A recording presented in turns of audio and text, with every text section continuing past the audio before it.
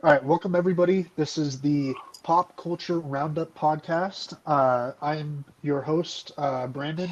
Joining me is our What's up? co-hosts, Andrew, What up? Casey, and What up? Anthony. Call him Cervantes. So essentially on this podcast, this is our first episode, so we're just going to go over a quick rundown of the things we're going to be talking about. We're going to be talking about multiple things that obviously involve pop culture, all the way from movies, TV, film, video games, table games, anything and everything you can think of. So I know we have a few points we wanted to go over. Andrew, did you want to get us started? Yeah, so first things first, we got a few delays to talk about here. This is all subjective, but I think we're going to present these from most interesting to maybe least interesting, or, no, we're going to switch up. We're going to least interesting to most interesting. So starting off top, we have the Gotham Knights video game. That's getting delayed till 2022. Personally, I think that's no surprise, judging by the alpha that was shown. I think there was a lot of work that still need to be done. And, of course, the pandemic could not in any way at all have helped with production on that. So I think delaying that is the right call. And I think with certain recent games that have come out, namely Cyberpunk, I think we can all appreciate the usefulness of a delay on a video game. I totally agree. I think we all want that game to be. It has some big shoes to fill with the 3 or 4 Arkham games that preceded it, and I think the concept is interesting enough. I think there are a few things I'm not too keen on. We'll see how they play out, but overall, this game I'm definitely going to be keeping my eye on. But it definitely needs some time in the oven, and I think that delaying it is the right call. Next up, Venom 2, Let There Be Carnage, or Tom Hardy is going to now be fighting Woody Harrelson, has been delayed to September 17th, 2021. Originally, it was going to be having, I believe, an August release, or maybe July. So not too bad, but definitely a little bit further back. Isn't Spider-Man 3 supposed to come out on December 17th? Did I say December? I thought I said September. Oh. Venom 2 is supposed to come out on September 17th, 2021. So, yeah, I don't know about you guys. This is not a delay that has me too worked up. I like the first Venom movie, but I'm not exactly too worked up over having to wait just a little bit longer for it to come out. But I think it's going to be interesting. Carnage is a really cool villain. I mean, Venom's a cool villain too, but obviously he's not a villain in these movies. They brand him as an anti-hero, but I mean, aside from meeting a few people, he didn't really do anything that was like overtly villainous. Like, I mean, you have Deadpool who like just casually murders pretty much anyone. Like, that's an anti-hero. I didn't really view Venom as an anti-hero. I think Deadpool is labeled as a mercenary. Right, well, he's an anti-hero. Like, that's... Yeah, basically. Everyone calls him that. I was going to say, in view of Carnage, he just literally does what he Yeah, no, I mean, because it's the symbiotes. They take on the personalities of their host, and Carnage's host, I believe, is called Cletus Cassidy, if I'm remembering correctly. Yes. And he's a straight up serial killer. Like, this dude's an actual psychopath. So Carnage, takes on those personality traits and enhances them. So I think that Carnage is going to be a very interesting villain, and that we'll definitely see. I don't think we're going to see it get an R rating, but I wouldn't mind if it did. I feel like with Carnage as the villain, it should have an R rating just because of who he is. Yeah.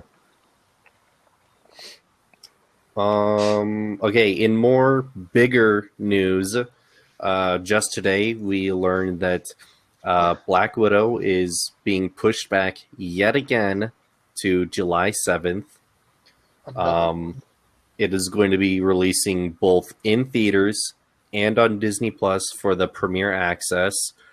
Seeing as though Mulan and Raya and the Last Dragon have both been premiere access for $30. I think we can see the trend here and conclude that Black Widow will be $30 on Disney Plus, or if you feel safe enough, you can go to the theaters. Here on the podcast, we definitely recommend that you do go to the theaters. No, you stay safe. If you feel you can be safe going to the theaters, then by all means do so. Theater experiences are amazing. But if you want to play it safe and you want to stay home, that is perfectly acceptable. Pay that $30 and watch the movie. No. I'm really excited for this. Of all the movies releasing this year, this is, I wouldn't say this is the one I'm most excited for, but this is the one I'm like really highly anticipating because we were supposed to be able to see this almost a year ago. And it's at this point. We've had WandaVision and now we have Falcon and the Winter Soldier, but I'm still feeling that Marvel drought. Like I need something. So yeah, July 7th. This does affect a little bit of a segue here. Affects Shang-Chi and the Legend of the Ten Rings. That has now been pushed back to September 3rd, I believe. No word yet on whether that's going to be getting the dual release also on theaters and Disney Plus. We'll just have to see. I think at this point, for anything past July, most Hollywood studios are banking on the fact that this will all be we'll be back to normal by then. Let's hope that's all true, because man, I really want to go see a theater under normal circumstances. Yeah, but don't get rid of the throwback movies. Yeah, the throwback movies. Yeah, say. I know. During the summer, there are a few theaters that'll do like summer movies for like $2 or whatever, and those have always been fun. Unfortunately, a lot of the time they're kind of skewed towards kids. But yeah, we'll see. Definitely, I'm definitely feeling the throwback movies. I remember seeing like Lord of the Rings. That was a lot of fun. Yep. Seeing Empire Strikes Back. Yeah, that was Amazing. excellent. Like never being able to see that because it came out before. Obviously, we were born. Yeah. In theaters, like Yeah, that was definitely an experience. So, segueing from one Star Wars topic to another, Disney has recently announced that the original Clone Wars series, the one from 2003, will be on Disney Plus, as well as the two Ewok movies. Those, of course, being Ewok, I think it's just called the Ewok movie Caravan of Courage. That's the first one. And then the second one is called Battle for Endor. So those are going to be on Disney Plus in early April. I think I heard April 2nd. But I'm not entirely positive on that. Definitely early April though. I don't know about you guys. I'm not too excited about the Ewok movies, but I'm definitely here for the original Clone Wars series, just titled Clone Wars. I think. Yeah, I feel like that one's gonna get the most attention. Yeah, I mean, there's just something about it. Like, I think everyone here has seen the clip of the one uh, clone trooper who's just endlessly like he's a one man army against all these battle droids that are pushing up on him, and he's just like giving his all until he's unfortunately killed. I think that's kind of what you're in for this. You know, just really just nonstop action, which can get, I think, a little tiresome at times, but it's definitely a stylistic choice. And of course, how can you beat the very first introduction of General Grievous? Yeah. Like, that's... I mean, I know I talked about it. Sorry. I know I talked about it before when we were going over everything, but like that intro for General Grievous is what we needed to make him so much more menacing in both the movies and the Clone Wars series when it, the 3D one. Like, he's an amazing villain. He's got all of this behind him, but he was never, like, they make him scary in, like, it being a 2D animated show, like, or movie, depending on how you look at it.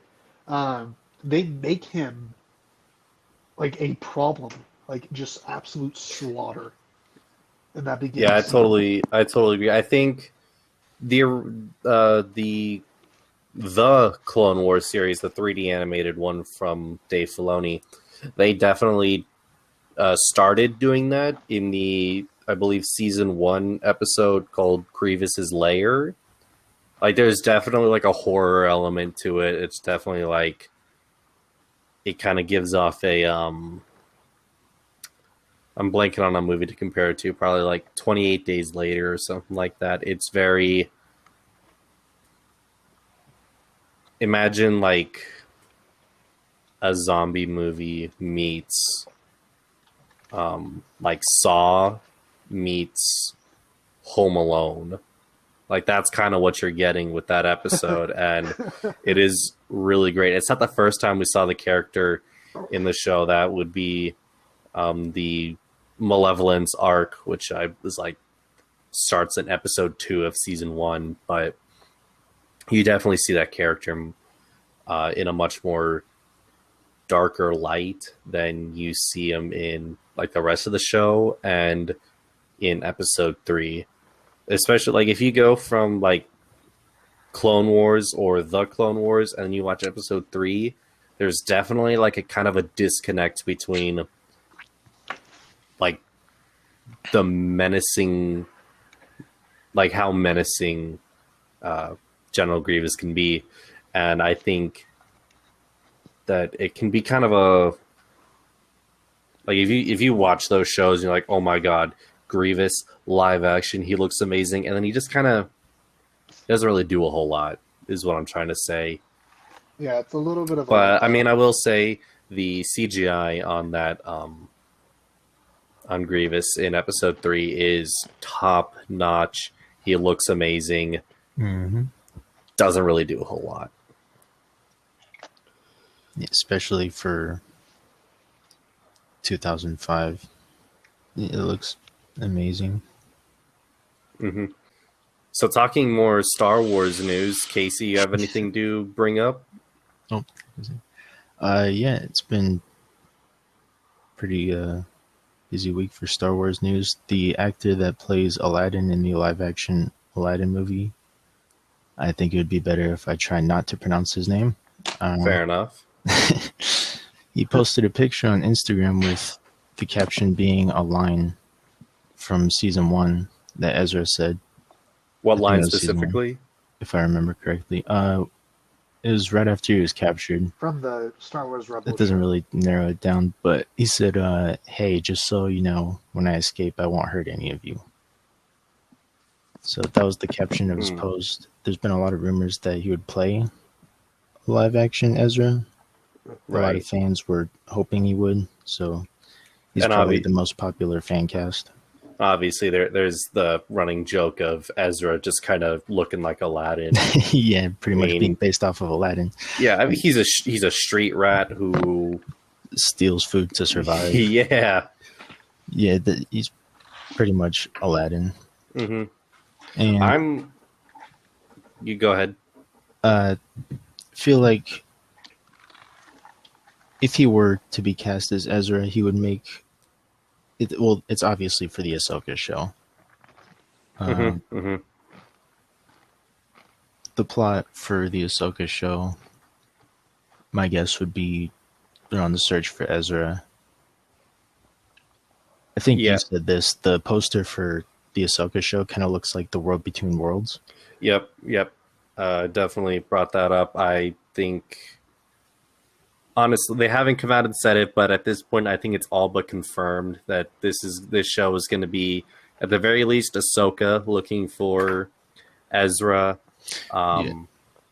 Especially after in The Mandalorian, where she said, "Where's Thrawn?" Yeah, chapter 13, of course, ends with Ahsoka going to the magistrate, being like, "Hey, where's Thrawn?" And it's like, yo, that's a big thing.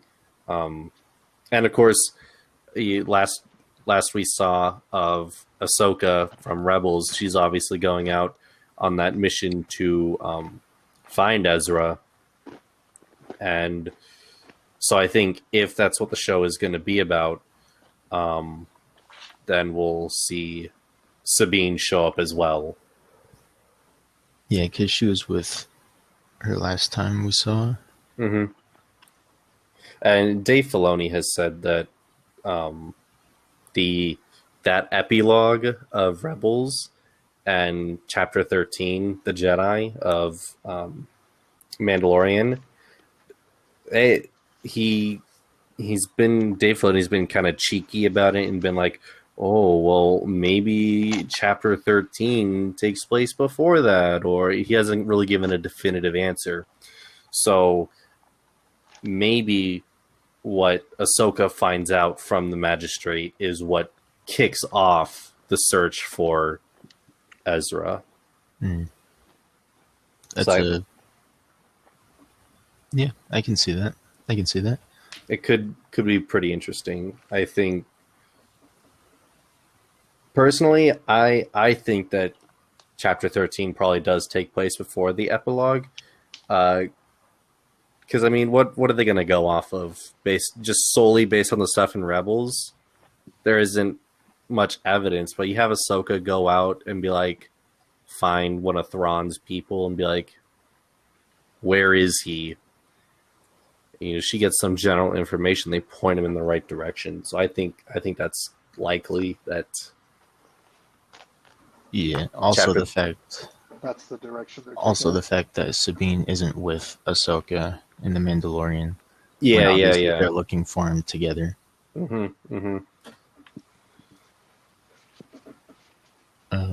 Keeping on the topic of the Ahsoka show, Rosario Dawson recently confirmed that we will see a Jedi Force ghost make an appearance in the show, and it doesn't take many brain cells to figure out that that ghost is obviously Anakin.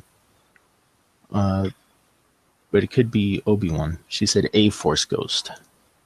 It could also, I think it's very plausible that we could also see Yoda show up. Yep, Yoda. And I mean, in season 2 of Rebels, Yoda showed himself to Ahsoka on the Jedi Temple on Lothal. Yeah. So there's obviously connection there. I mean, aside from those three, I don't really see it could it's not going to be anyone else other than either Anakin, Obi-Wan, or Yoda. I think of the three, it to me, feels like Obi-Wan might be the least likely. Yeah. I think they have the thinnest relationship of them all. So, or maybe Kanan. Could we get a live action Kanan in ghost form? Huh. Yeah. I did not think of that. I don't know why. That could be there. There is definitely, they obviously knew each other. So I think that's that's equally plausible. More plausible than Obi-Wan. Well, did Kanan really become a Force ghost though? I feel like he became well, I can't speak. Became more of a ghost or Force spirit. I mean, look, the rules of becoming a Force ghost versus Force anything else is very loose. Because, I mean, Qui-Gon Jinn was the first Jedi to ever learn how to become a Force ghost. So, Yeah. relatively speaking, this is like a new ability. This is something that hasn't been seen before. So, like, all the Jedi of the High Republic, they are not Force ghosts. As far as we are aware, none of them know how to do Force ghost stuff. Yeah. So pretty much, I think it's safe to assume that it's either Anakin or Kanan. Or Yoda. I'd say those Or Yoda. three. Obi-Wan is a possibility if they wanted to tie it into the Kenobi show, but I feel like that's a bit of a stretch. Well, Anakin, as a Force ghost, is also supposed to be in the Kenobi show. wait. Yeah. Oh wait, no, that doesn't make any sense. Yeah, that doesn't make any sense. He's No, supposed because to be in it. would. Yeah. I was gonna say the timelines for the Kenobi and Ahsoka show. Well, don't line yeah, up either. but I mean, it could be like, oh, you see Ewan McGregor as Force Ghost Obi-Wan, aged up a little bit through makeup or CG, then that's kind of your tie-in to Kenobi. I was kind of, okay, yeah. but again, I think Loosely. Obi-Wan Kenobi showing up as a Force Ghost and Ahsoka is really loose. I feel like those two, their relationship was very thin. We don't really get a whole lot of interaction between them in the Clone Wars. So I think it's not impossible, but unlikely compared to Anakin, Yoda, and Kanan. Yeah, who knows? It could be Kanan, Yoda, and it could be all of them. The whole shebang. Have the whole group there. We get a Avengers Endgame portal version of Ghost. It's like, yo, look, there's Sam Jackson's Mace Windu, and holy crap, is that Ayla Secura? You bet it is. Shakti. Hell yeah. Man, is that Yaddle? Yeah. Oh my god. Could you in. imagine? That would be the game changer right there.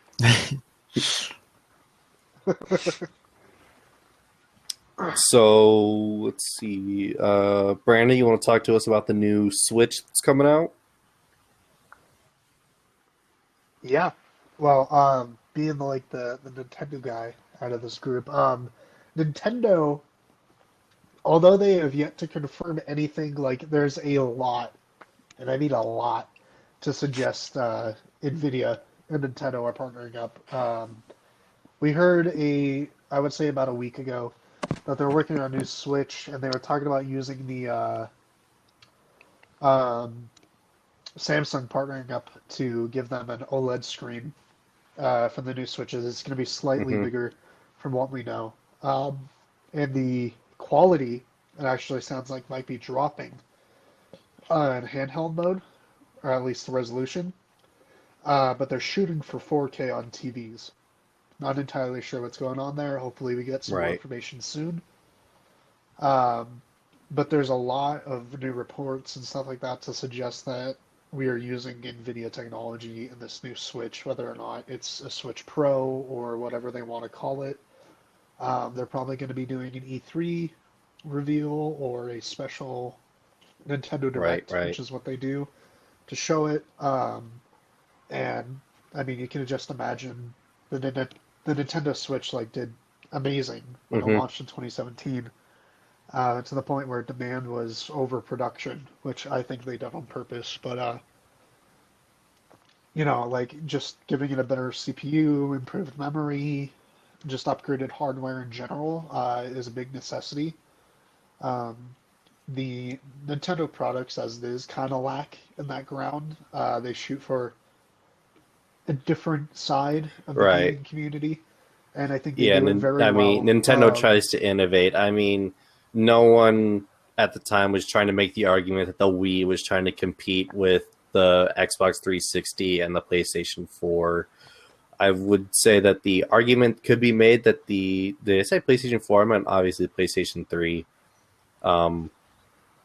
Obviously, the argument could be made that the Switch was trying to compete with the Xbox One and the PlayStation 4. Arguments could obviously vary. We are beyond that. Yeah, we are now. definitely Yeah. beyond that. This new Switch is definitely not going to be trying to compete with the PlayStation 5 or the Series X. I think that even if in TV mode the Switch can reach 4K, I think that it's still going to get blown out of the water by the Series X and the PlayStation 5. Yeah, I agree with that. Nintendo has never shot for graphics Right. or, these massive AAA titles that have Mhm. ridiculous stories and, it's the most beautiful game out so far. Yeah, and they it's got the best mechanics and whatever. Like, yeah, Good. Nintendo's selling points are definitely like Legend of Zelda and Smash and literally any Mario game. That's kind of their bread and butter. yeah, I was gonna say, yeah, it doesn't have to be they are Mm-hmm. still AAA games, but it doesn't have to be a crazy graphic fidelity God of War game or something like that. Like that was a big one Right. on the PS4. Um, that took, honestly, I feel like that was a big step up for Sony there. But like their Mario games, their Legend of Zelda, like they look great. They're not competing with that realistic look that they're going for, and they definitely go for the fun part of this, like bring out that inner kid. These are characters you knew when you were a kid, and they're characters you know now, and you bring that inner kid back out, and you can play these really fun party games. Or we've got great long single player games that are just really fun to explore and play, and they don't they're on a different platform than the other two, and it allows for them to compete. And I think that's a great thing, because like personally for me, like Pokemon is one of my As favorite is games of all as is time. many. It looks Yeah, I mean, terrible. It looks terrible. Like, no joke, or all jokes aside, I mean, straight up, people can pick out trees that they copied and pasted around the world. yeah, That's I how mean, bad it is. Um, uh, but the game and the Pokemon itself, all the nostalgia, all that stuff, it works. totally. And it's fun. And I feel like people are too critical about the graphic thing and all that stuff. And not to go into like a whole discussion about that, because we were just talking about them making a new Switch, and Hmm. hopefully we get a big reveal on it soon. I was just saying, like they do exist on a different Exactly. plateau, and that's where that competition comes from. Because it's not competing to be better; it's competing to just exist or coexist with those other two consoles. I do want to say in terms of Excuse me. graphics, obviously, like we can push aside all the Nintendo first party games because they have their own style, but then you get games like Mortal Kombat and like The Witcher 3 being on Switch. There definitely is a drop off there that hopefully this new Switch will address, because if you can only limit yourself to one console and you decide to go for the Switch, but you still want to play Mortal Kombat and you're given that option, it can be disheartening to realize that you are getting, to put it bluntly, an inferior version. So Yeah, we have Mortal Kombat mhm. 11, right? Yeah. I bought that on the Switch, and you cannot play it handheld. Like, it is laggy. It looks terrible. Like, honestly, on some maps, like the characters just blend in with the background, and it's really hard to see what's going on at some points. Like, it's terrible. Um, on the TV, because I don't know if you know this about Switches, they like reduce performance when they're in handheld mode, Right, I figured.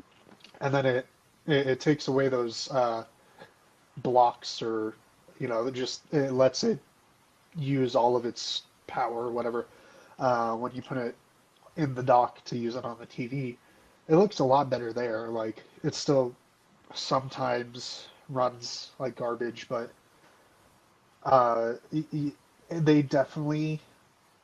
I enjoy their push for AAA games because I know like Bethesda is doing a lot with them now, and other Hmm. hybrid platforms and stuff like that. But it's definitely. I hope this new Switch is able to handle it better. Yeah, totally. I think no matter where you game, nobody wants to um, feel like they are playing on an,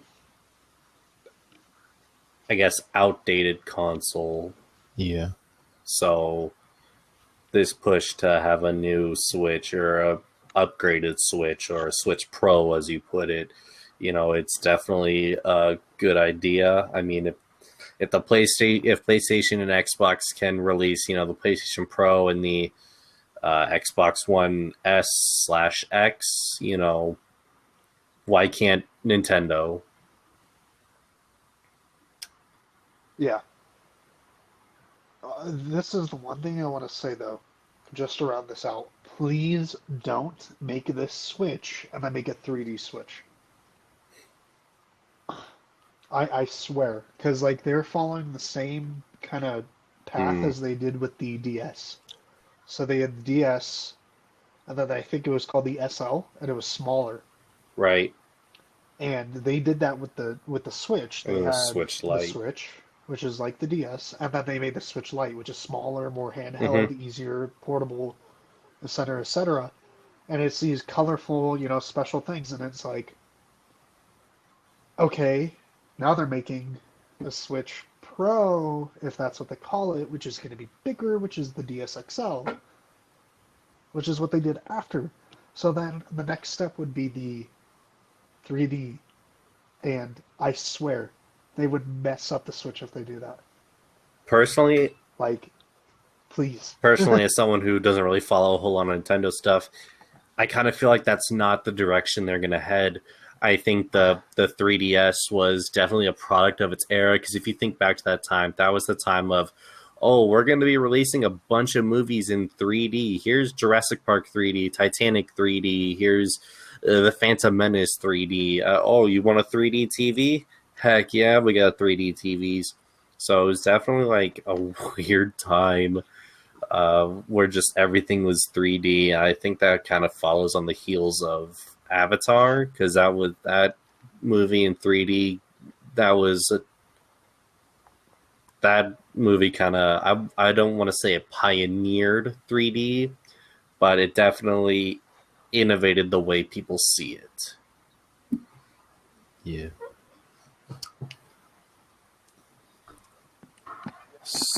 Yeah,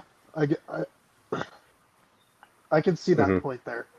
Um, it's just with the path that they're on, we just don't want them to Right, make right. that step, which is where I was going with that. But I totally agree with what you were saying. So, oh, there's someone else Um, to say. no, Okay. go ahead. So, do we want No. to move on to Falcon and the Winter Soldier? Yes. Okay. Um. So let's talk. No spoilers right now. Just general impressions of the episode. What we thought the plot was, where this might be heading, or actually, let's hold the where it might be heading. Let's save that for spoilers. Not that there is a whole lot to spoil in this episode, but obviously people might be behind. We want to give everyone a chance to see everything.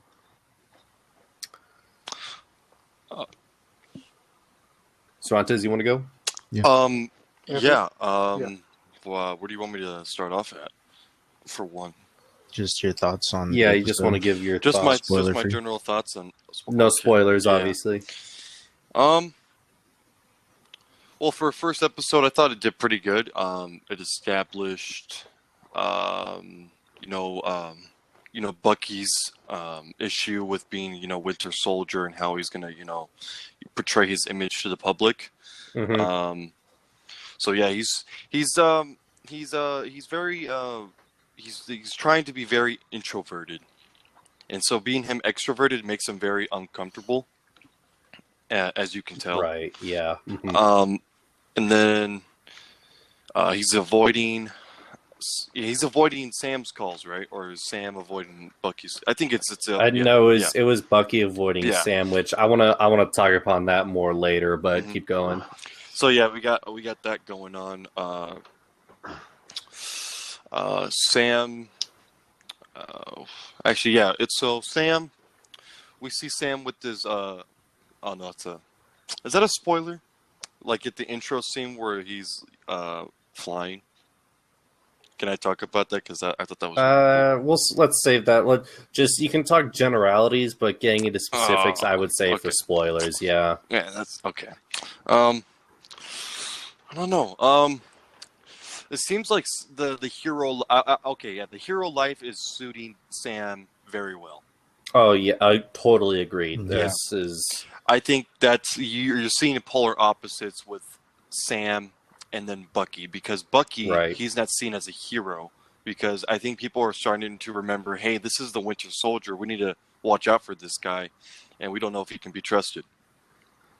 So I think, okay, yeah, I don't think people are necessarily actively remembering that just based off what we've seen in this first episode. Mhm. I just think that it's one of those thoughts in the back of people's heads where people are aware of this person because Black Widow released all those secrets of Hydra. right. So the general public definitely knows just everything about the Winter Soldier. And yeah, also So- too about Bucky. Like, how long is he gonna have the gloves on? Like, how long is he gonna Mhm. keep his secret? Right. Because it's not like when he was on his date, and then she was asking some questions, and then when is the truth? When does the truth come out? Hmm. Yeah. What else? Ooh. That's something I want I to think cover that's later as well, by the that's way. pretty much That conversation. That's a very. Yeah, I don't know. I mean, I want to go into Sam's sister and her issues, but yeah, I don't know if that will be a spoiler. I think she shows up in one of the trailers. We'll save. Okay. Well, So no, I I'm think- talking about her main issue. Well, yeah, I meant just kind of mention. I know some people out there have really harped on some people mentioning Sam's sisters being a spoiler. I'm pretty sure she's been in some of the smaller TV trailers. Yeah, she Right. has. So I don't think that's really her in the show. It's not a spoiler, but let's save what happens with her so far. Well, I don't spoilers. have a generalization about her yet. She's just there, and she's got this issue that she's got to deal with, Right. and Sam's involved, and So, Mhm. well, we just got to see how her character, unveils. Yeah. Casey, thoughts?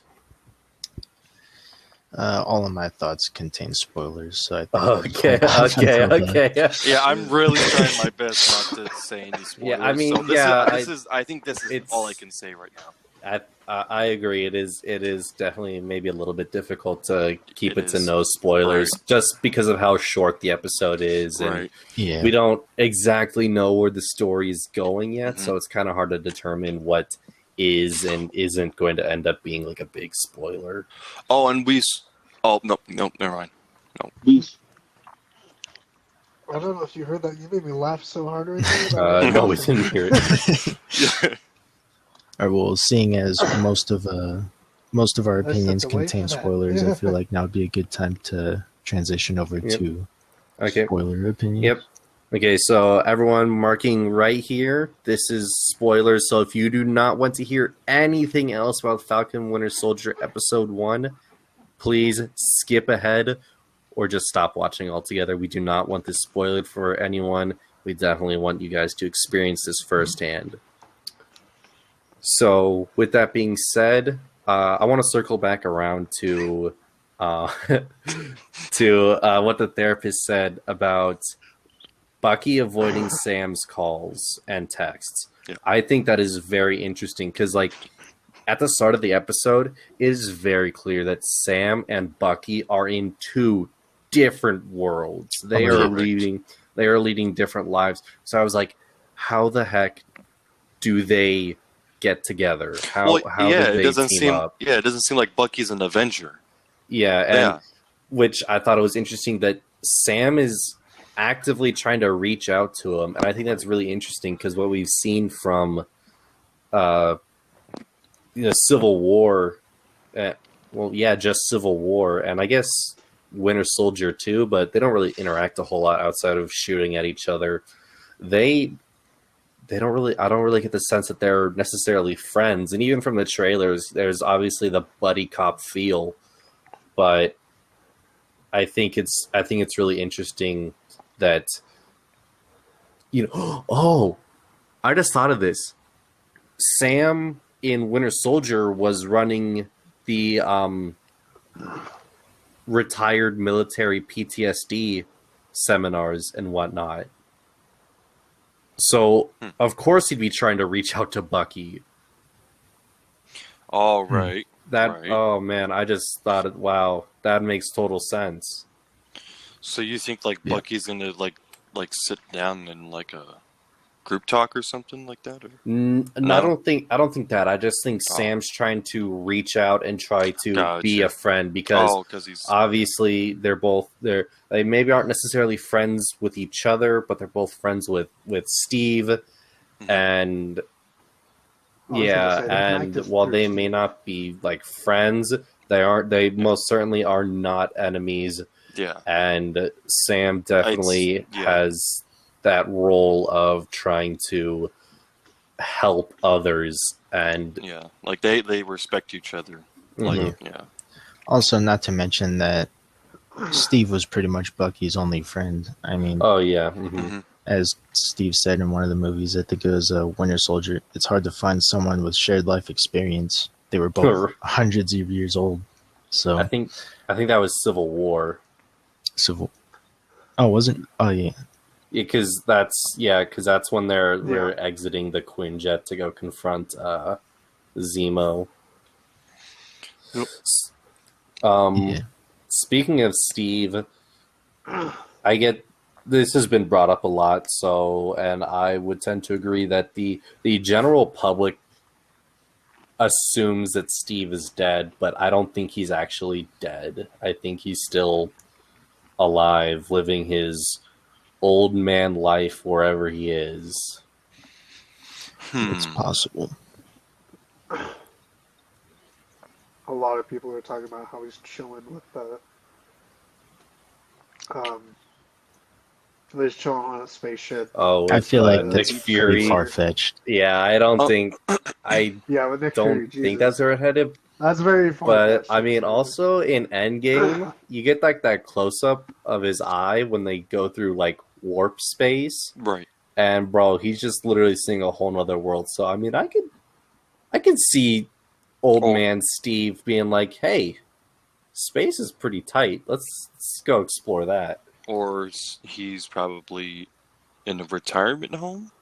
I don't think he'd be in a retirement home. Well, if the general public thinks he's dead, I don't think they would put him in a retirement home. Yeah, no, I think probably plus chilling with the Guardians. And plus I don't think if you're like the Avenger, need a retirement home. No. I don't think SHIELD, or I guess it's not SHIELD anymore, like whoever is running things now, I don't think they're gonna stick Steve in a retirement home. Be like, you're old and no longer useful. I don't know. Who knows? Well, Loki I mean, that's put kind of Odin what in. they have established in the show, though, is that they need another Captain America. Well, yeah, they do need another Captain America. They didn't stick Steve in a retirement home. Well, yeah, I know, but I mean, Loki put Odin in a retirement home. So right, but that was a trick. Yeah. I have a quick question though to bring up. Do we really think that the general public thinks he's I dead? kind of think he I Because does. it's I never I think like say I no. I know like I they think have that service. I think the but way that Sam was talking at the Smithsonian, like during his speech, like handing over the shield, Emotional. I think that was definitely like a not necessarily memorial service, but like we already know that Captain America had a exhibit at the Smithsonian. We saw that in Winter Soldier. So I think there's definitely like a particular reason as to why they would have like this whole big ceremony for displaying Cap's shield. I think the general public does think he's dead because even in Far From Home, very first scene, it's it's like remembering the fallen and flashes through stock photos and grainy images of Tony Stark and Black Widow and Vision and Captain America. So I think Vision's picture still had the watermark. yeah, for Tony Stark it was just a magazine cover. Right. So I think it is entirely possible that the general public thinks Cap is dead. My only argument against it is obviously the people don't know that he went back and he stayed back. And he wasn't Captain America anymore. And when we see him again at the end of Endgame, essentially that's saying Captain America is dead, but Well, Steve yeah, isn't. that I think I would agree with that.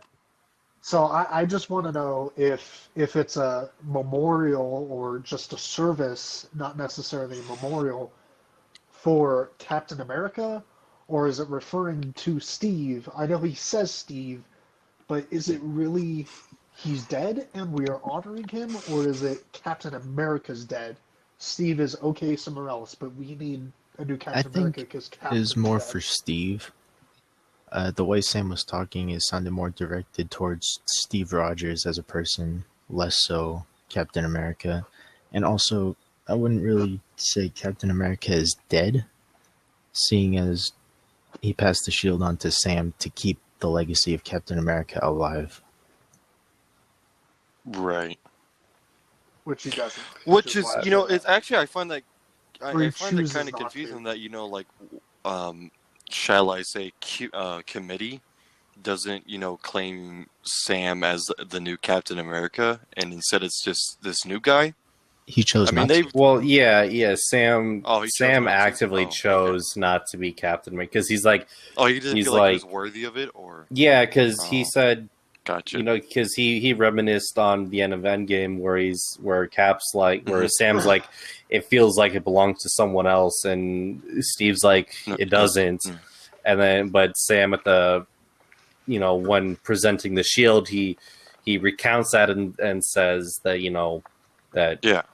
it does belong to someone else. It belongs to Steve Rogers. And so he didn't feel that he's worthy. But I mean, we've seen in the trailers. we We've know seen what's gonna happen. we've seen in the trailers that Sam gets it back at some point. We don't know how late in the game that is, and we don't really know how. So I'm excited to see that. But speaking of having to get Cap's shield back, U.S. Agent not being called U.S. Agent, it kind of seems like they're just calling him Captain America. Done. I feel like eventually it'll evolve into U.S. Agent. Yeah, I think they'll probably, Probably not. He'll probably not be called U.S. Agent by the government and the Mhm. public, but more by Sam and Bucky. right. I feel like they'll refuse to call him Captain America. Well, do we Like, think I'm confused. Like, how? I mean, we clearly don't know that this guy is like, he doesn't have a super soldier serum, but I mean, he's just he's kind of, he looks like a vigilante though. Like, this guy really doesn't look like a protector. Well, that's Yeah, kind of that's the the point point, of the yeah. character, that he's an imposter, Right. and that he's kind of unhinged. He's not exactly as he's not taking this serious. yeah. Well, no, he's doesn't taking look it like too far. Oh, okay. Yeah. Yeah. Like it's Like he thinks it's I- it's not. He thinks it's a good time to take up the mantle, or No, the point Oh, of no. U.S. Agent is pretty much to play a Homelander type vibe. right. Gotcha. All the boys. Mm-hmm. Yeah, hero to the But public. definitely compared to Homelander, definitely toned down by like 7 notches. Like Yeah, But- yeah. same idea where he has this really nice exterior. He's a symbol of hope in the world, but deep down, really behind cameras, he's a dick. He's not a good person. Yeah. We'll see if that's what happens in the comics. We'll see if that's what happens in the show. We haven't really seen much of him in the trailers, and from this first episode, we did not see a lot of him to make a decision. But what we did see of him, his costume, aside from the helmet, I really liked it. I really like his outfit. I think they did a really good job with it. And my only complaint with the helmet is that his ears look really weird. Yeah. That's It's not that's that kind it's of not the that only. they're even pointy. They just stick out. Yeah, it looks kind of weird. I mean, that's kind of I think the design of U.S. Agent looks really good. yeah. Going back to what Andrew said earlier about Bucky and Sam like coming together. Obviously, they're both like feeling two completely different ways, but I feel like they'll come together because they both know he is not right to wield that shield. It should be Sam or Bucky. And my theory on why Bucky is ignoring Sam's calls is because deep down he's a little jealous that Sam got the shield. We see in Endgame how he tells Sam to go ahead and grab it, but Yeah. there's a scene in the trailers where he catches the shield and he looks at Sam like, yo, that's how you're supposed to do it. So I feel like deep down. See, but I think I kinda- Captain America. He's already established that Bucky can't be the new Captain America because of his past life as the Winter Soldier. Because anybody could say the words, and then now he's Winter Soldier. No, because Shuri deprogrammed his brain, unprogrammed, removed the keyword. So he did. can't. Yeah. Shuri did that between Civil War and the end credit scenes of Black Panther. So I guess it took like a week. Didn't know that. Okay. So and I disagree with Bucky being jealous. Yeah. Because we in this episode, he's talking to the therapist and he's like, I liked it back in Wakanda. There was no fight. I was just chilling in a hut, throwing some hay bales. Wait, he said he had no nightmares. Yeah, he didn't have. Yeah, I he was forgot at about peace. that. So I don't think he's jealous of. Yeah, he just Sam. wants. I think I don't think it's. Yeah, he doesn't want to be Captain America because I think it maybe puts too much responsibility on him, and he just wants to, relax. And Yeah, that's why he told Sam to take it, because he just wanted to chill back. Yeah, I sipping think jealousy margaritas is on the beach. Yeah. Okay. He's not jealous at all. I want to point out a parallel between Steve and Bucky. Both of them have lists, but they are wildly different lists. Mm-hmm. Steve's is trying to catch up on history, and Bucky's is trying to make amends with history. When you realize that the elderly man he's hanging out with is the father of someone he ultimately unnecessarily killed. Yeah, that's like, oof. When I watched it, I was like, how it started. Did it start off as Winter Soldier coming in and like killing he killed like 2 people? Okay, Yeah, that so was yeah, like That was that one of was the the first scene he's ones. after all talking the to Falcon yeah, stuff. I didn't even realize I didn't click to me when he was talking to the old guy, and then the old guy was talking about how his son died, and then he doesn't know why. I didn't even get that right away. Like, oh, that was Winter Soldier. I didn't get that until Bucky went to the door, and then the old guy opened the door, and then I saw the picture of his son. I'm like, oh, Man, it took you that long? Yeah, it did. I definitely didn't figure it out right away, but Yeah. I think I got it like before the date scene. Yeah. I mean, Which bro, I thought, yeah, I liked it Speaking like of that. said I Though. feel like it I was wanna talk thrown about at your too. face, like after they showed that first, and then showed the dude saying he doesn't know how his son died. Like he was working It wasn't, yeah, but it wasn't that quick overseas or though. whatever. speaking of that date, how what are the odds of her hitting on like the 3 trigger points for Yeah. the Winter Soldier? Out of Like, every bro, topic. back to back to back. Yeah. Like, I mean, she was getting really personal too. Like, are you close with your parents? What's with the gloves? Yeah. Well, it was Yeah. what's your age? What's the gloves? And are you close with your parents? And I want to say, I think it's super, super cool. Or thinking about it, like it's also super weird that he responds honestly yeah, Yeah. he doesn't about the age. he doesn't lie, but doesn't tell the truth. Like he Yeah. kind of. Yeah. I Like mean, a- for obviously age, he's like, yeah, I'm 120 or whatever. It's like that. Yeah, that's. Oh, this glove? It's He the goes, I'm hiding hiding bionic 106, arm. and she laughs about I it. mean, yeah, he tells the truth on the age, and then the other, like, he tells the truth about his parents, and then with the gloves, he kind of Yeah. he lies. Skin He says, condition. well, no, he says for the gloves he has low circulation Oh. to his hands, so even that isn't a Yeah. lie. No. That's just Until summer comes around. not and then- telling the truth. Yeah. I think she took it as a joke when he said Well- he was 120 something years old. Well, yeah. Well, yeah. I thought like Well, I people, want to say, like, he, hold on, I sorry. don't Like think, a minute before what you're saying, I thought you were like getting at to where the bartender was some kind of shield spy with the questions. But I don't think No. so. No. No. Yeah. no. Okay. I was going to say, though, about those questions, I think he wanted to be honest, and he was taken aback by her thinking the 106. He okay. says Okay. 106. I think he was taken aback that she laughed about it. Really? And that's when he realized, oh, well, I guess I can't really be honest. I mean, maybe, but also, I don't think Look, it's if you're- his physical, like his social interaction. Maybe like he doesn't know how to respond to that.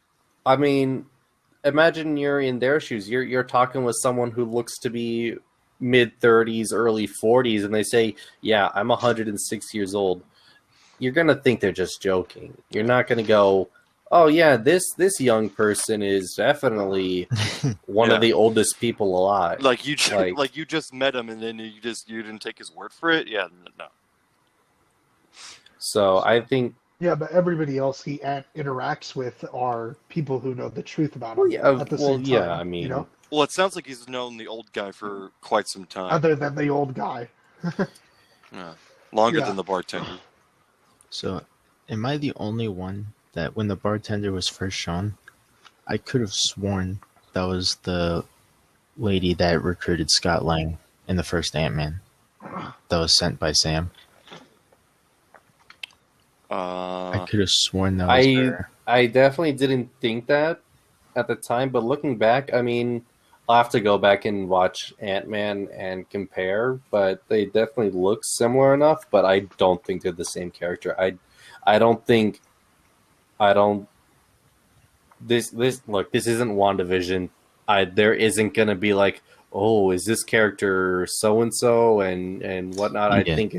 I think it's just straight up what you see is what it is. I don't think there's any underlying surprise villain. I think it's going to be just very straightforward. Yo, Mephisto confirmed? Yeah, I looked up the cast. It wasn't her, but it looked like her for a second. Yeah. Also, when I forgot what he went to the old guy's door for, but when he opened up the door and he saw the picture of the kid that he killed, you remember in Civil War when Iron Man's like, "Do you even remember them?" And he said, "I remember." He says, "I remember them all." Yep. Yeah. The reason he was going to the old man was he was gonna tell him, he was gonna come clean. Oh yeah, that's right. I feel like we're gonna see a lot of flashbacks from the Winter Soldier's past and him dealing with it. I feel like that's gonna be Bucky's whole story arc. Yeah. Besides helping Sam get the shield back from U.S. Agent, but I thought that was cool. I remember all of them.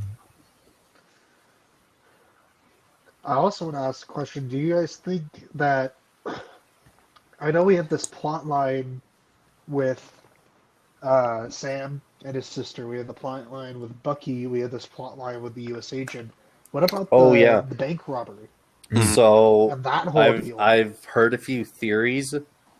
Some people have said that the masked guy, Ren, I believe they call him, that Torres chases after, the one that kicks the security guard like 20 feet through the air. Some people have said that either he's hopped up on some Winter Soldier serum or he's an Inhuman. I think of those two, the Winter Soldier serum is more likely, but I think there's something else at play here. Also, just based off the trailers, I guess super spoiler here, that guy is not the leader of that group. The one that was handing out the masks, she's the leader. Yeah, she was the one that was shown in the trailer. I don't think it's either. I mean, like you said, the super soldier serum, or the Winter Soldier serum, sorry, would be more, would make more sense. But I don't feel like Falcon and the Winter Soldier is the place to introduce Inhumans. Yeah. Well, apparently the Inhuman show wasn't exactly the place to introduce them either. What Inhuman show? Look, everyone knows that the only incarnation of the Inhumans is on Agents of S.H.I.E.L.D. Exactly. That's it. Exactly. There is no Inhuman show. That show doesn't exist. Just like the Lantern movie.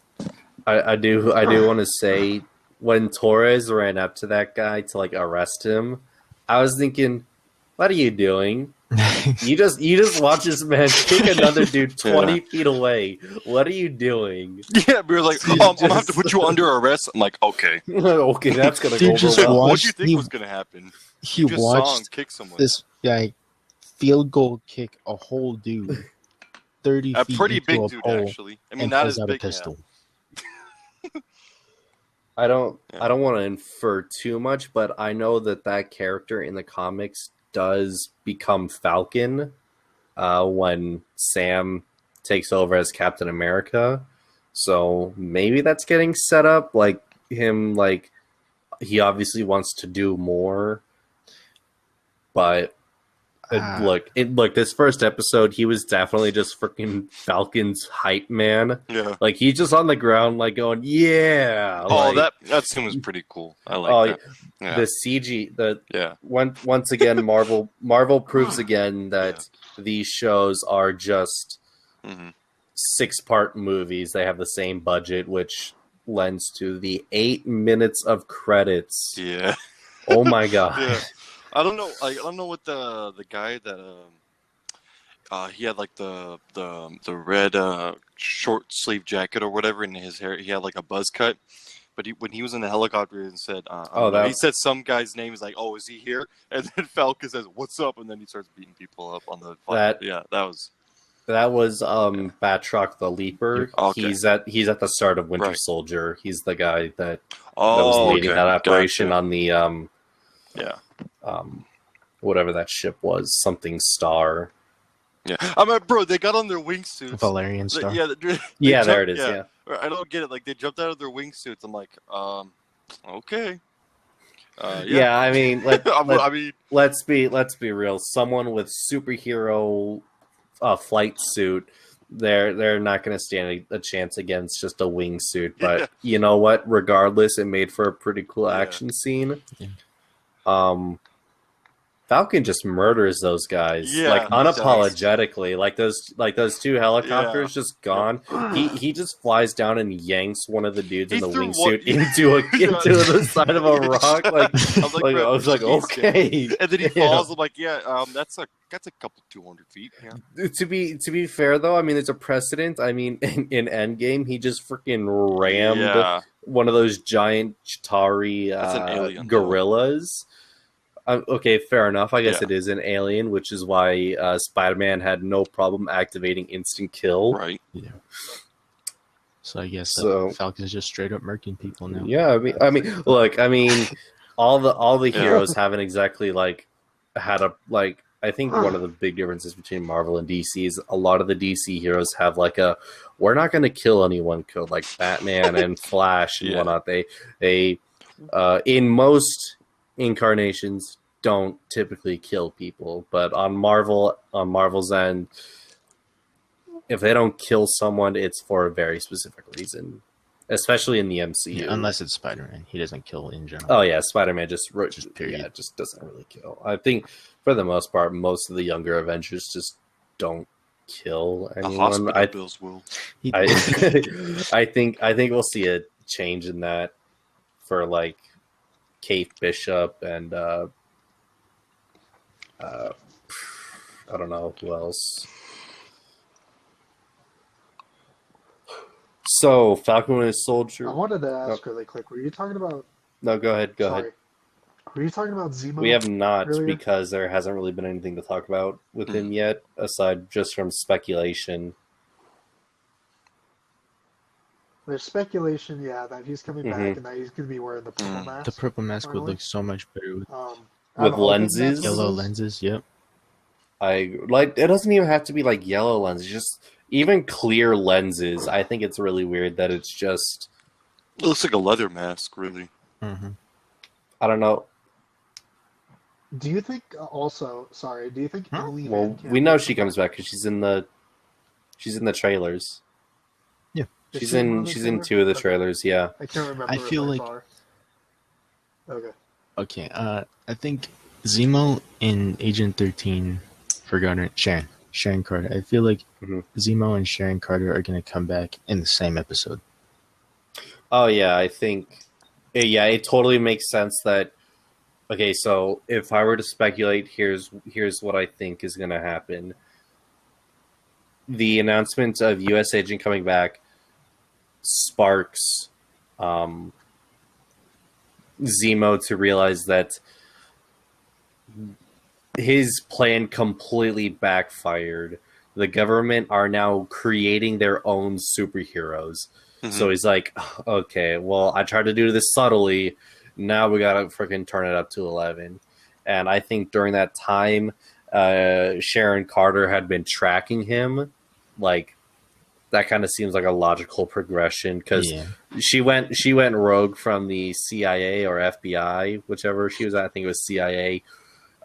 So she was likely doing her own investigating and trying to find Zemo. And so I think U.S. Agent is kind of what brings everyone together. Yeah. If I were to take a guess. Yeah, and I thought about this after the first episode. I want to know what you guys think. How do you feel about U.S. Agent being in control of that little group with the masks? I forgot what they were called, but I think they called themselves the Flag Smashers. The Flag Smashers. I don't remember that being said, but yeah, sounds good. We'll have to see it. Well, I know we talked about. I think her name is Erin Kellyman.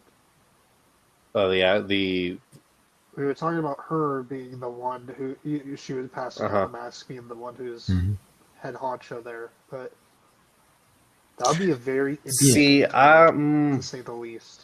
Well, here's my reason. Okay, go ahead. He's Captain America now, right? So he has power. Right. The government made him the new Captain America, so he probably feels like he can get away with anything.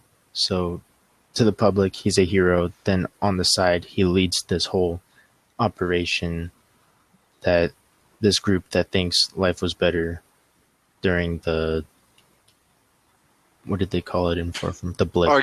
Are you trying to say like he's trying to like reestablish Hydra, or No. No, I'm just- saying he's okay. trying to like create a new world order or something. I don't know. Like- I like I create think a, like a that's- create like a corrupt kind of group. I think that's an interesting theory, but I don't really see it playing out because it seems like the Flag Smashers and U.S. Agent would be diametrically opposed Right. on everything. Because the Flag Smashers, they don't want there to be nations, like individual nations. They just kind of want it to be just Earth. And so I think that the Flag Smashers would have a genuine problem with a superhero that is just the hype man for America. So, I mean, I guess it's possible, but I think more realistically, U.S. Agent is going to be sent after the Flag Smashers to stop them. And then I'm gonna assume Falcon or Bucky and Falcon have to save them. No, I wouldn't say they're trying to save the Flag Smashers. I think they're just trying No, to not distract them. save the Flag Smashers. U.S. Agent, if he gets captured or he gets hurt by the Flag Save. Smashers. I mean, yeah, I guess Yeah. if he has the shield and he gets captured, Well, he doesn't know how to use the shield. it's a shield. We don't necessarily know that. A she? What do you? I mean- U.S. Agent's a she? No, it's a. No, I he said said it's a shield. shield. He said shield. Oh, shield. Yeah. I mean, it could be. Who knows? No, I'm saying look, that oh, U.S. look, Agent doesn't have training or doesn't know how to use the shield properly. Well, neither did Bucky, but we see him use it like multiple times in Winter Soldier and Civil War. Yeah, Yeah, but So- they just gave Look, the shield to this guy. it's a shield. It's pretty okay, straightforward. Okay, Ultron literally describes it as quote a glorified frisbee. I don't think it's too difficult to But he's- use, and it's defies vibranium, so it is inherently different. You know, like we see Happy try to throw Yeah. a shield, but that's like just a freaking iron shield. Like that's ancient. Still, I just don't stuff. see U.S. Agent being a hero.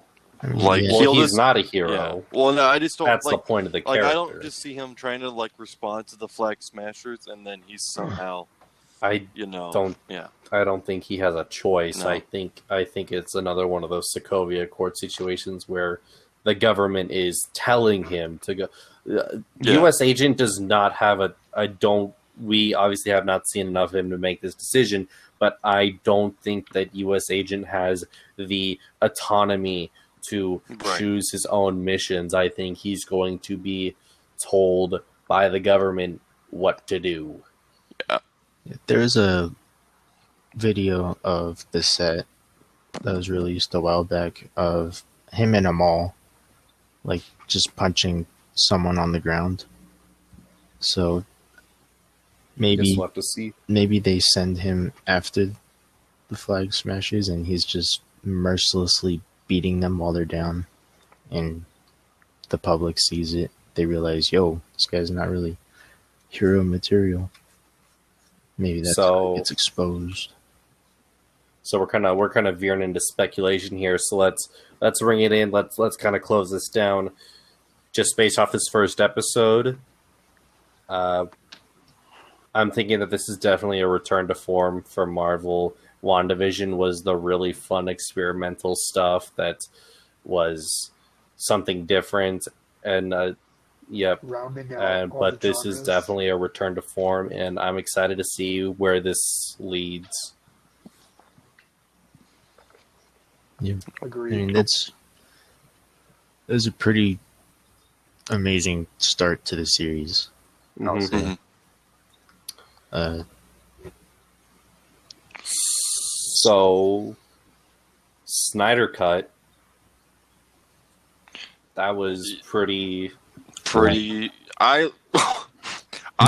No, I'm kidding. I don't know like about some people, but I'm just gonna say I love the gore. I thought that was pretty cool. I think at I think times. the best word, creative. I think at times it may not have been the most necessary. Like, I don't think it was absolutely necessary. Hold on, let's structure this conversation a little bit more. Let's just.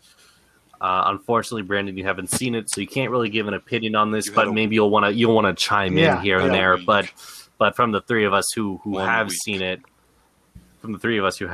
let's just go over what we thought overall, whether this was good, bad, whatnot, just general, and then we'll get into specifics. We'll circle back to the gore. Okay. You cannot laugh every time I say circle. No.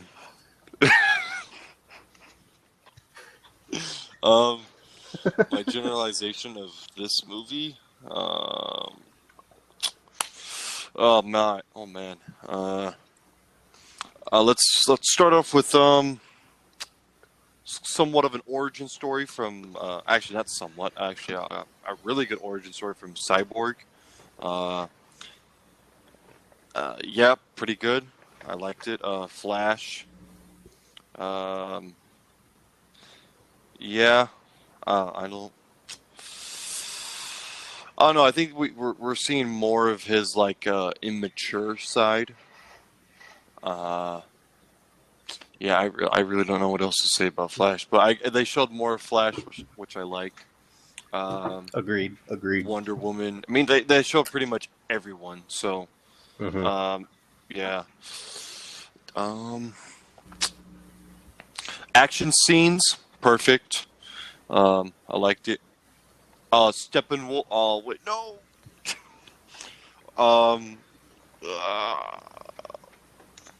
Yeah, I'll just say that evil guy is looking pretty dope. It's the same villain as the original one. Yeah. The original kid. Well, yeah, I know, but you know what I mean. So let me just give for the five of you who have not like followed this or aware of this, just to give a general rundown. So back in 2015, 2016, Justice League was in production. It was going smooth, and then Zack Snyder and his family they suffered a family tragedy. Zack Snyder's daughter, Autumn, I believe her name is, she tragically committed suicide. Jesus. And so Zack Snyder, he tried to continue with the project, but ultimately it was just too much. So he had to step back and let someone else take over. And so Warner Bros. They brought in Joss Whedon. Fair enough assumption to bring him in. He had a ton of success on the first two Avengers movies. You know, he did Buffy, he did Firefly. He did a lot of successful things that people really, really like. So I think bringing him in initially was not a terrible decision. Unfortunately, the way Joss Whedon creates his movies and the way Zack Snyder creates his movies are wildly different. So there were a lot of reshoots, and this resulted in a movie that is tonally disjointed. There's a lot of shoddy CGI, I think. I mean, how can you not talk about the original Justice League and not talk about Superman's lips? Like, that was yeesh. Mm-hmm. Some scenes look better than others, but yeah, did not look good. One thing that I didn't really understand, and I don't know if it's, yeah, I'm just gonna say I don't what was the message behind why it had to be 4:3 ratio? I think that was kind of dumb. Oh, that it's because they wanted to try to because it was originally supposed to be shot for like IMAX and whatnot. Okay. So they tried to work with that and tried to get like the formatting correct, and it had to be at that 4:3 ratio to be able to keep its quality, I should say. I don't know about you guys, but after like the first like 15 minutes, I did not notice the aspect ratio. Yeah. No, I did. I noticed it right away. Well, as the message Well, obviously, popped up, they call attention to it and whatnot. But yeah. I mean, as time went on, I got really invested into the movie and just kind of Right, I kind of forgot didn't about it. realize. Yeah, But so- I was But maybe I after part one, then that's when I was like, it's whatever. But I also have the advantage of having a freaking massive TV, so Yeah. the Yeah. size of the picture did not change. Yeah, you don't too really much. notice it. Yeah.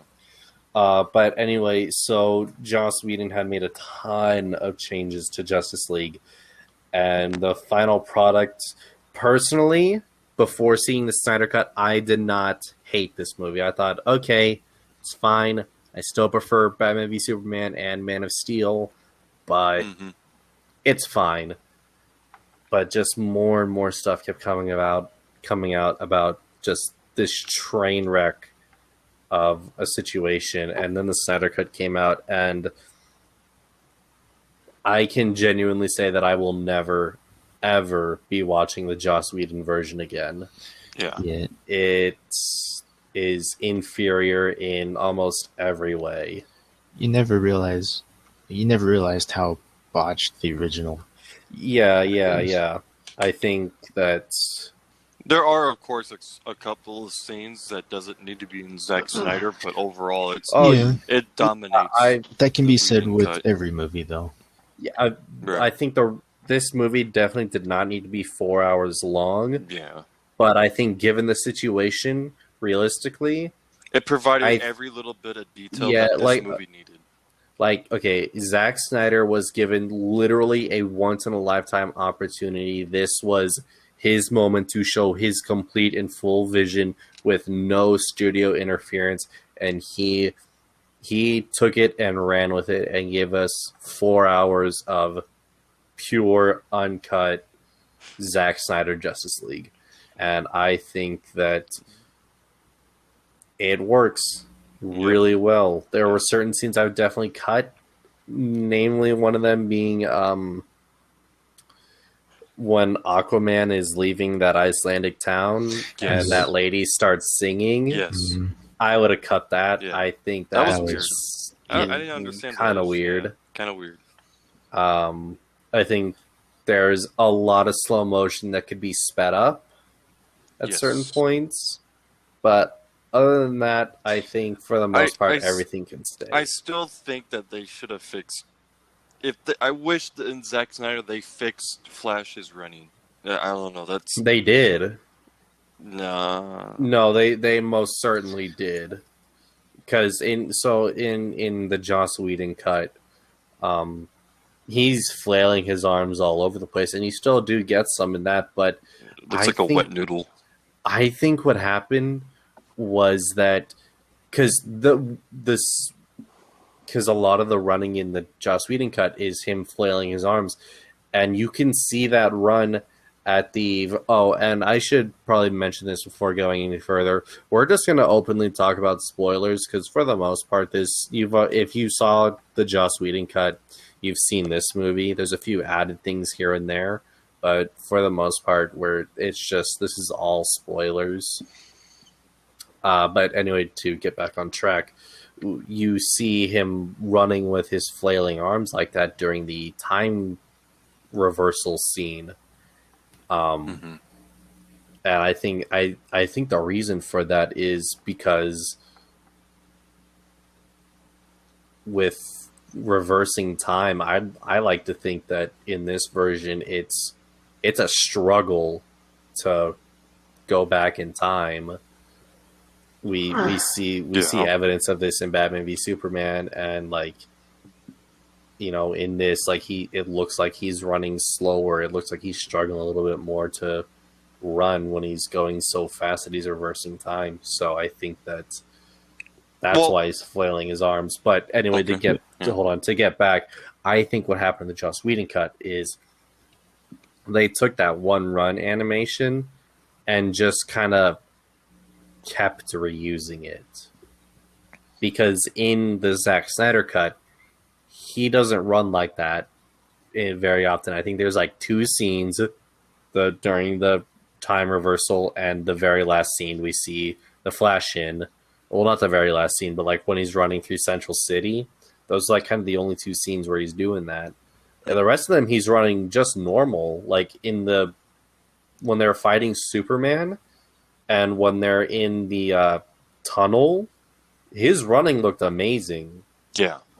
Just, I really like the Flash in this. He was such a better character than in the Joss Whedon cut. Also, I'm like confused. When he, no, damn it. Well, it's not really a spoiler. Wonder Woman drops her sword in the tunnel. Flash runs around to give it back to her by touching the tip of it. How does that not cut his finger? Pretty sure he's protected by a Speed Force bubble. Yeah, Kind of. so you can look at this 2 ways. You can say Speed Force, or it's a movie. It doesn't really matter. You're talking about a movie where a dude dressed as a bat is going up against an alien, and you're gonna question how he can touch a sword. Yeah. Just all the action scenes are so much better, especially like. Okay, we're like, I'm gonna be real. The Snyder cut just literally transforms the Flash from the Joss Whedon cut. Like in all the characters. Well, yeah, but I think the Flash and Cyborg are the 2 characters that are starkly different from their Joss Whedon counterparts. Oh my We'll talk. Hold on. We'll talk more about Cyborg in just a minute here. I just want to finish my thought about the Flash. In that tunnel scene where they're rescuing all the hostages and whatnot, when he's fighting that parademon 1-on-1, that was amazing. Yeah. Because he's running. That too. But like before that, when he's dodging the blast, you see him. He's here. Then there's a flash, and boom, he's up against the wall, and he's dodging backwards and whatnot. And then he pushes him, and it's just that's the kind of Flash that we didn't see in the Joss Whedon cut, and we don't really see in the Flash TV show. And like when the rebel, like when all the hostages were outside. And then he sees the debris. Okay. So when he says when the debris falls on the hostages, you just see all like silhouettes of Flash just going. Oh, that was pretty cool. I love that was just like to an outside viewer, it looks like just a bunch of flashes of lightning are destroying at first, I was like, what the hell's like, why is it so blurry? I was like, oh, wait a minute, he's moving so fast because it's so much debris. And I thought it was really cool. It looked like at times he was jumping, and then he would, in that scene where he goes to save Iris, I first of all, I love the way his shoes get destroyed. That makes so much sense. But also the way the glass breaks and it looks like liquid. The surface. That was awesome. Just everything about the Flash in this version is just so much better than what we got. Like even his joke parts, like they may not land all the time, but he's definitely like a funnier, I would say. Like there's no, because one of the things I did not like about the Flash in the Joss Whedon version is like when Batman recruits him, he goes on like this like 30-second long rant about brunch. Yeah, it was so weird. Yeah, you never realize how much they cut out, like all those scenes that didn't need to be cut out. So hold on. I don't know why it happened, but my phone turned off, and then I had to reconnect. But anyways, when you were talking about when Flash touched the glass, and then it kind of like it didn't break until it was like uh, how do I say it? Like he pushed the glass out. Yeah, it's like if Is the that because, glass was like, yeah. if the glass was water, he Right, was it was breaking the liquid. surface tension. Right, like I'm like, is that because like his finger was like his body is like so hot because he's moving so fast? Is that why? Because I don't think there's any real like scientific No? reason behind it. I Okay. think it's just that it looked cool, and it did look cool. yeah, So moving on to the Yeah, I didn't- second Wait, hold second on. character Wait, I- that probably changed Okay, the never mind. most, Cyborg. Cervantes, you seem real hyped to talk about this, so you want to take it away? well, I wouldn't say. Okay. We can't get into spoilers. No, wait, yes, we can. This is all spoilers. Oh, cool. Let's see. I really liked when what's his name? Dr. Stone. He's explaining everything to him when Cyborg goes into like his inner conscience. I think that's what it is, and he tells him that he's like a quantum computer, and then he tells him that he can like control like 100 nukes or whatever. I guess that's like a metaphor. Like that's how much power he has because he can connect. Because everything now is electronic, and he can connect to anything. Mm-hmm. And I thought that was pretty cool. And then he has. And then he goes into like this what was it, the Lincoln Memorial? I think it's just. Yeah, I think it's just a building. virtual bank. Yeah, it's a virtual bank, and he goes inside of it, and it's just like this all these networks, and it's his mind, and then he's able to find one, and then it's like he creates money. And then, no, that happens after he saw video, Yeah, like CCTV of some lady that like got evicted from her apartment or whatever, and then he created money, and then she was trying to get money from the bank, and she only had like $12 or whatever, and then he gave her $1 million. 100. No, 100,000. Oh. 100,000. Oh, 100,000. Oh, Yeah.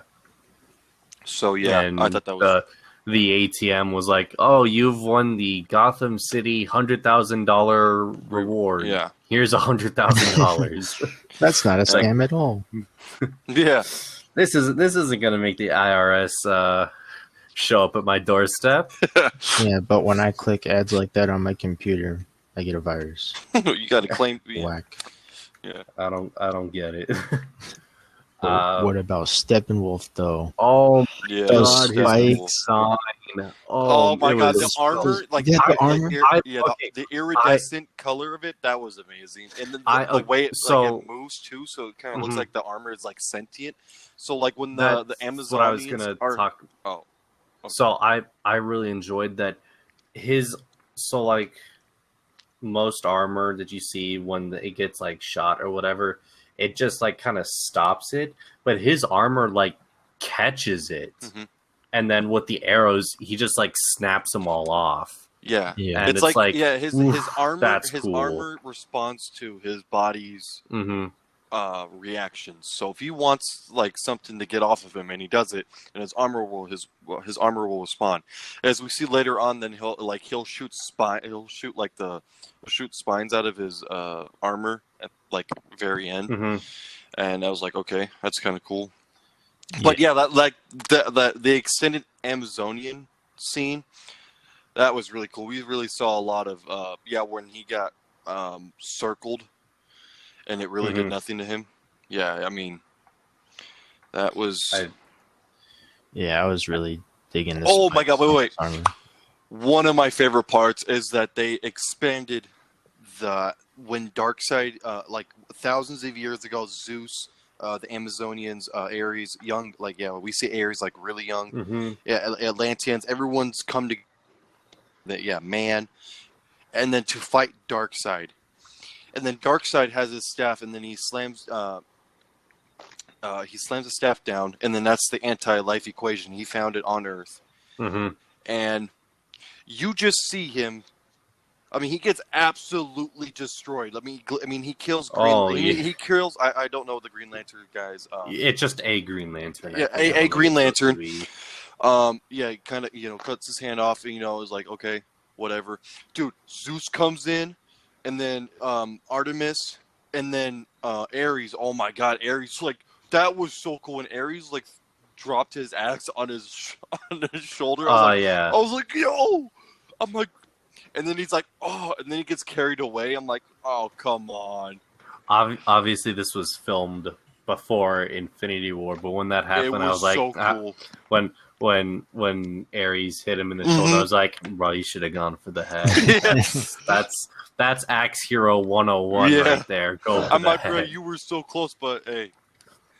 You gotta have a villain. It was so cool. But speaking of Darkseid, let's just skip right to the end here. Yeah. Nightmare. Ooh. Yeah. Is that the guy with the white hair? No. Nightmare being the future. Oh, got you. Nightmare future. That's kind of yeah. Or you can call it the Injustice future. That kind of also seems like Yep. some inspiration. So Aquaman dies. Yeah, so Aquaman dies, Wonder Woman dies, Cyborg gets a giant minigun mounted on his shoulder, very, very War Machine, yeah. Flash gets a new suit. Yeah. Yep, Deathstroke pulls a Hawkeye and shaves the side of his head. Looks kind of weird, not gonna lie. And then we see the Joker. Mm-hmm. What are you guys' thoughts? Still not a fan. Casey? I gotta go with Anthony on this one. I was expecting more from that scene. I was really hyped to see the whole and still the stuff, laugh. But really Joker's laugh. I was not a fan of the laugh. Not a fan. It was weird. So, of the 3 live-action Jokers being Heath Ledger, Joaquin Phoenix, and Jared Leto, Heath Ledger is still the best, and we're not here to debate that. No. Look, I have been very, very open about the fact that I do not in any way at all like the Joaquin Phoenix Joker. So I am very much biased in saying that I do. I think from Suicide Squad, I wasn't exactly like a fan of Jared Leto's version. There was some merit to it that I could see it, but there wasn't enough. In this, there were parts that I definitely really liked, and others that I didn't. I really liked that he was kind of like he was messing with Batman, despite the fact that they appear to be on the same team. There's definitely still that rivalry there, and I love that Joker is still taunting him about killing Robin. Like, they're supposed to be working together, but you get the sense that just one wrong word and Batman is going to kill him. Yeah. I mean, Batman literally says, "I'm gonna kill you. Don't get this wrong. I'm gonna kill you." Yeah. I thought, and it was. I mean, yeah, that was kind of cool too. Like Batman was talking about. Did he kill? He killed Harley, right? No, I think Harley Quinn just died and Batman was there. Oh, and he did nothing about it. Joker just he was. Well, I don't think he did nothing about it. I think it was just that there was nothing that could be done. And it looked like it did affect Joker, like when Batman did say it, but it looked like he really didn't. Like he came to peace with it. Like he's like, you're really not gonna like affect me with this. Yeah, I think they definitely acknowledge Birds of Prey and that Harley Quinn and Joker had a falling out because Harley Quinn is like on her dying words are like, "Yo, kill the Joker," right? And Batman's like, "Yeah, okay, I'll do that. I will. It would be my genuine pleasure. I'll do it tomorrow." But I think the laugh is whatever. I think it's really hard to top Heath Ledger's laugh, and I don't think there's any point. No, yeah. One thing that I just definitely did not like is that Joker's like kind of talking about the back and forth between Batman and what they have, and Batman's like, I'm gonna kill you, and then he's like, if you do that, who's gonna be there to give you a reach around? I'm like, Yeah, whoa, I'm like, what? yeah, Let's let's, that's a certain type of edgy that just yeah. doesn't work. Yeah, you got to be Heath Ledger to make an edgy joke like that. You can't. I don't. Not even Heath Ledger could pull that off. It just doesn't work. Just does not work. I don't know. I think the Heath Ledger's Joker was pretty edgy. Regardless, I think that nightmare scene is really cool, and that scene was shot brand new for this. Which, So hold on. Why does Superman kill Aquaman? Superman doesn't kill Aquaman? Darkseid does. Oh, so then We see that when Cyborg looks into the future, when he sees what happens when he separates the Unity. He sees the future. He sees Wonder Woman dying, and he sees that Darkseid attacks Atlantis and kills Aquaman. wait. Yeah, so a Darkseid hit Aquaman with the Omega Beam, Yeah. and then okay, Uh-huh. gotcha. Oh. So why did wait? Hold on. Did Mara say that then? Like No, Oh. Mara. I think her word for word was like, I'm gonna kill him. Oh, okay. She didn't say who, but I mean it's Darkseid. okay. Yeah. So why is Superman? Why is he against them? Because it appears as though, based on what Cyborg saw, is that either Darkseid kills Lois Lane or Darkseid tricks Superman into killing Lois Lane, Most likely How? the second one. who is pregnant, Oh yeah, I forgot. possibly. Yeah, I was thinking that. we see I a pregnancy really test. don't So see Darkseid tricking Superman to kill Lois Lane. That's Joker did it. Yeah, and she was pregnant when he did Mhm. so. oh. That's why he goes mad. Mhm. But, Okay. Yeah. Let's give our closing thoughts on the first. Let's give our closing thoughts, and then we'll give our rating of it, because we are kind of running a little bit low on time here. So, okay, for so sure. Brandon, you haven't seen the movie. You want to give us a rating based off of our ramblings? You want to give us what your thoughts are? All I want to say is that the movie does sound good. I do plan on watching it, and I think it's going to be Yeah. a great Mhm. movie, the greatest of all Okay. time. Casey.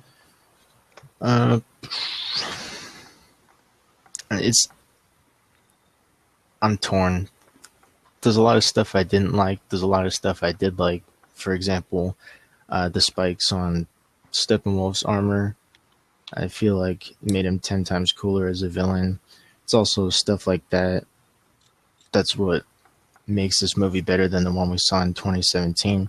And that's kind of my official position, is that no matter how you feel about this movie, it's undeniably higher quality than Whedon's Justice League. Totally agree. So, greatest of all time. I'll go with Cool. greatest of all time. So Cervantes. Oh, I forgot we were doing worst of all time or greatest of all time.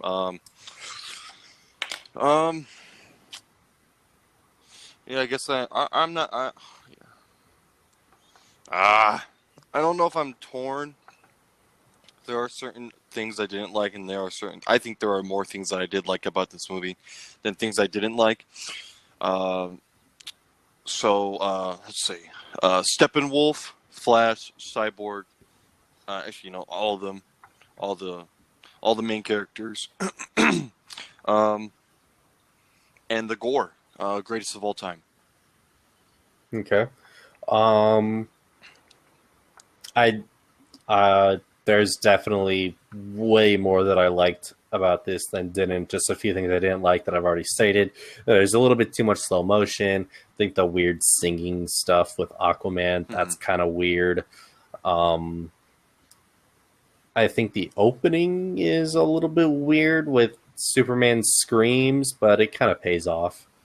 But overall, I really like this movie. I like that Cyborg is an actual character that you can relate to and isn't ironically a robot like in the Joss Whedon version. Like, there's nothing relatable about Victor Stone in the Joss Whedon version, and Batman is not cracking one-liners, and the Flash is, not a freaking coward. He actually has something to do, and I like that the final battle when Superman comes in, it is not just Superman coming in and just taking out Steppenwolf by himself. Yeah, Still the Justice League is working together. They're still fighting together. You get the sense that had Superman not shown up, they still would have had this. But like in the Joss Whedon version, it's like if Superman didn't show up, they were all gonna die.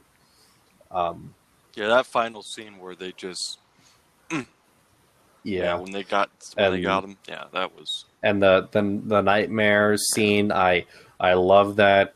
I like that was added specifically for this, and it gives me hope that Warner Brothers will do the right thing and let Zack Snyder continue his vision of this universe. Yeah.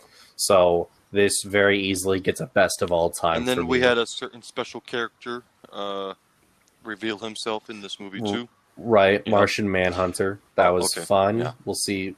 Again, we're just doing spoilers. Yeah. It's whatever at this point. I think that's very interesting. Yeah. We'll have to see where that goes. I was kind of I like Martian Manhunter. I think the design of him was great, but I was hoping for Green Lantern on this one. I agree. A lot of people were. I think if we saw Green Lantern at the Ryan end, Reynolds, Green Lantern, yes. I think Martian Manhunter talking to Lois Lane. I think that could stay in, and then you could do Green Lantern at the end. Mm-hmm. I think there's room for both, but regardless, I think we're all in agreement here. This movie is best of all time. Yes. So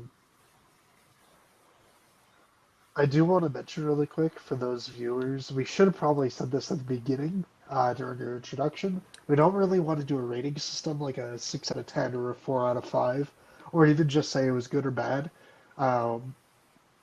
We think things deserve more than just a thumbs up, but we don't want to be judgmental and say, oh, it gets a 7 out of 10. What's a 7 out of 10?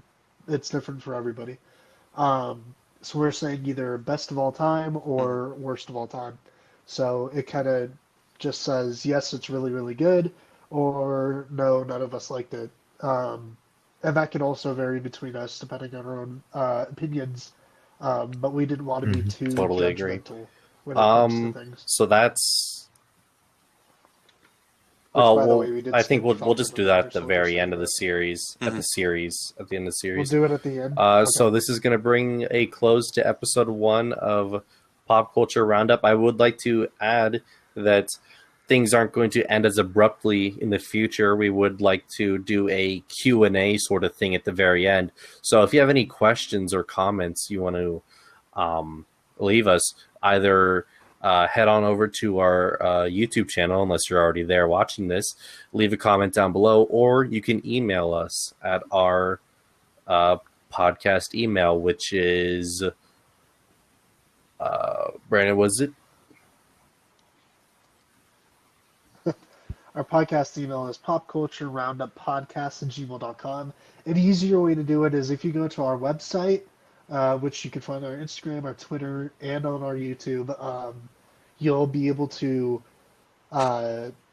basically send in a voice clip of any questions you ask. So we can use those voice clips. We can also use written Also, questions. feel free to So both of those ways post a tweet on Twitter, tag us with your question. Comment on Instagram. Yep, that too. Comment. Any forms of communications are totally welcome and available. We want to hear from you guys. And if there's any news stories that we didn't cover, we apologize. Post them down in the comments wherever you want to find us, and maybe we'll get to it next week, or we'll give you our thoughts on it. Yep. Just as a reply. Doesn't even have to be limited to questions. You can send in your theories or just any thoughts you have. Cool. All right, well, I think that about wraps up episode 1. Thank you guys for joining me and the rest of us today as we talked about some news within the industry, as well as kind of going over recent media that we've all experienced. And I hope you guys have a wonderful day, night, whenever you listen to us. Be safe. Be sure to tune in next week have a good as one. we talk Godzilla versus Kong. We're going to be talking a lot about that. Yeah, we are. Yeah. Oh, yeah. Let's go. All right. All Peace right. out. All right. See ya. All right. See ya.